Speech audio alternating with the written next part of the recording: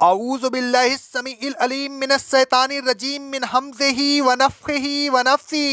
سورہ نساء کی آیت نمبر 145 سے لے کر 147 تک اللہ رب العالمین کا ارشاد گرامی ہے، بے شک منافقین دوزخ کے سب سے نچلے حصے میں ہوں گے، اور اے رسول صلی اللہ علیہ وسلم آپ ان کے لیے وہاں کوئی مددگار نہیں پائیں گے مگر جن لوگوں نے توبہ کر لی، اپنی اصلاح کر لی، اللہ کو مضبوطی سے پکڑ لیا اور اپنے دین کو خالص اللہ کے لیے قرار دے لیا، تو ایسے لوگ دوزخ میں نہیں جائیں گے بلکہ وہ تو مومنین کے ساتھ جنت میں رہیں گے، اور مومنین کو اللہ عنقریب اجر عظیم عطا کرے گا۔ اور اے لوگوں، اگر تم اللہ کا شکر ادا کرو اور ایمان لے آؤ تو اللہ تمہیں عذاب دے کر کیا کرے گا؟ وہ تو تمہاری شکر گزاریوں اور نیکیوں کا بڑا قدردان اور تمہاری ایمان و خلوص کا خوب جاننے والا ہے۔ منافقین ایمان والوں کو دھوکہ دیتے تھے اور ایمان والوں کو نقصان پہنچانے کے لیے کافروں کو دوست بناتے تھے اور ان سے ساز باز کرتے تھے۔ اللہ تبارک و تعالیٰ نے ان کو تنبیہ کرتے ہوئے فرمایا، ان المنافقین فی الدرک الاسفل من النار،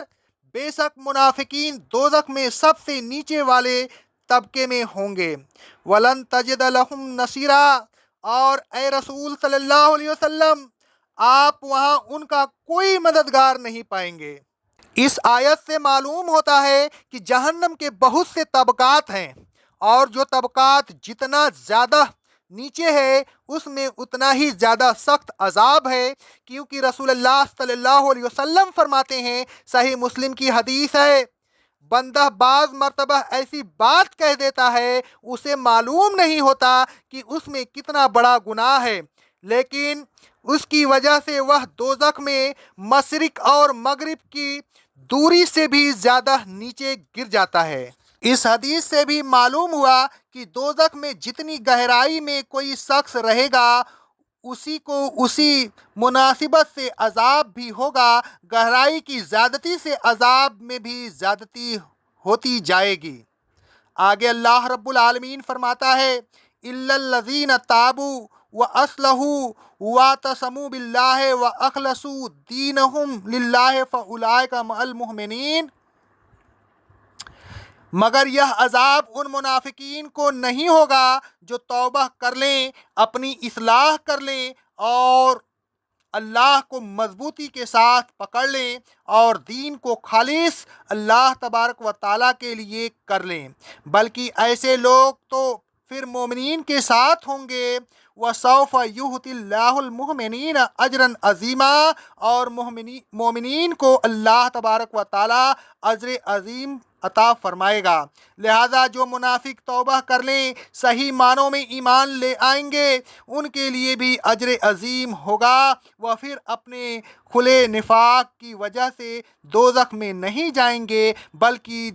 دوسرے مومنین کے ساتھ جنت میں جائیں گے۔ منافقین کو جس اجر عظیم کی بشارت دی گئی ہے اس کے لیے اللہ تبارک و تعالیٰ نے 3 شرطیں رکھی ہیں۔ پہلی شرط کفر و نفاق سے توبہ کرنا اور صحیح معنوں میں ایمان لا کر اللہ تبارک و تعالیٰ کو مضبوطی سے پکڑ لینا۔ دوسرا، کفر و نفاق کی وجہ سے جو برے خصائل پیدا ہو گئے ہوں ان کی اصلاح کر لینا، اور تیسرا، دین کو خالص اللہ کے لیے کر لینا۔ دین کو خالص اللہ تبارک و تعالیٰ کے لیے کر لینے پر اللہ تبارک و تعالیٰ نے کئی جگہ زور دیا ہے۔ اللہ تبارک و تعالیٰ فرماتا ہے سورہ الزمر کی آیت نمبر 3 میں، خبردار ہو جاؤ، اللہ تبارک و تعالیٰ کا تو خالص دین ہے، وہی اس کا واحد سارے ہے۔ اللہ تبارک و تعالیٰ آگے فرماتا ہے سورہ اعراف کی آیت نمبر 29 میں، اور اے لوگوں اس نے یہ بھی حکم دیا ہے کہ ہر نماز کے وقت اپنے چہروں کو سیدھا رکھا کرو اور دین کو خالص اس کے لیے سمجھتے ہوئے اسی کو پکارا کرو۔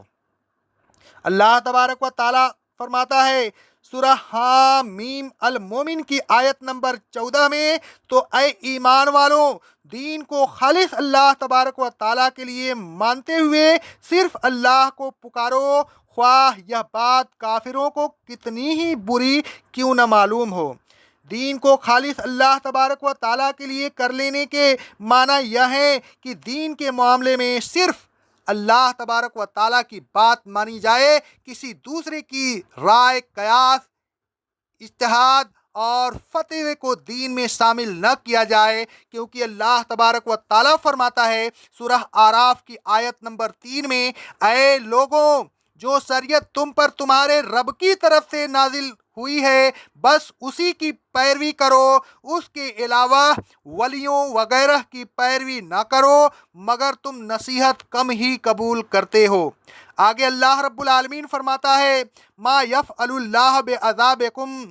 ان شکرتم وآمنتم، اے لوگوں، اگر تم اللہ تبارک و تعالیٰ کا شکر ادا کرو، اس کی نعمتوں کی قدر دانی کر کے صرف اسی کے ہو جاؤ اور ایمان لے آؤ، تو اللہ تبارک و تعالیٰ کو کیا ضرورت ہے کہ تمہیں عذاب دے۔ وَقَانَ اللَّهُ شَاكِرًا عَلِيمًا، اللہ تبارک و تعالیٰ تو بڑا قدردان ہے، اگر تم ایمان لا کر اس کے احکام کی تعمیل کرو تو وہ تمہارے ایمان اور عمل صالح کو ناقدری نہیں کرے گا۔ وہ علیم الخبیر ہے، وہ جانتا ہے کون خلوص دل سے اس کی رضا کی خاطر ایمان لاتا ہے اور نیک عمل کرتا ہے۔ اے لوگوں، خلوص دل سے ایمان لائیے، کفر و نفاق کو دل سے نکال کر پھینک دیجئے، پھر اس کے قریب بھی نہ جائیں۔